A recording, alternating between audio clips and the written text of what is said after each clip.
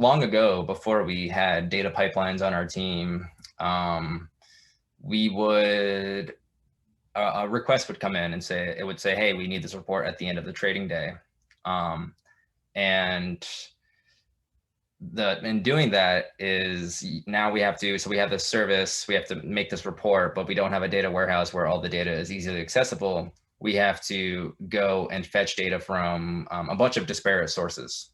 We get this data from here, here, here. We might join it all together. We might do some decoration on the data, and then we'll provide that report. Well, now that we have a data warehouse and we have robust pipelines providing this data, people can provide reports on their own. All this data exists in a single warehouse, in a single space. They can go in, they can query this data, and then they can create this report every single day if they wish to at this time. Those are very common business needs. Make this report at this time. And now if we can enable end users to create these reports, it's going to provide huge impact to the company, not only because it's going to alleviate some of the workload that we have to do for creating these reports, but it's just going to open up the space of what's possible to make for end users in general.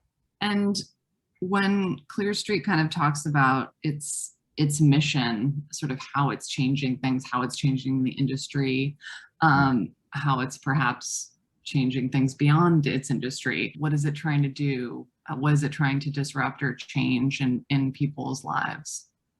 So an example being like banks, they're all very pigeonholed into legacy technology, and they continuously use this legacy technology, no matter what the business requirements are. And end users are seeing the impact of this, whether they know about technology or not.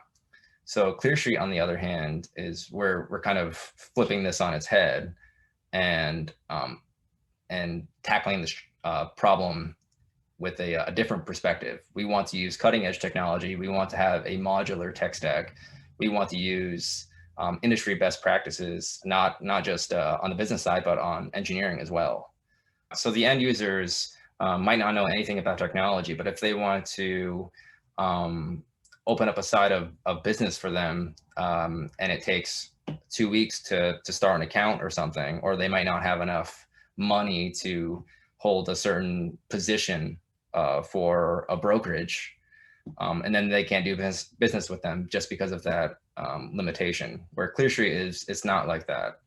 We're very open to several different business areas, and we can fulfill those needs from many individuals. So that's what separates Clearstreet with the legacy brokerages, banks that are in this space.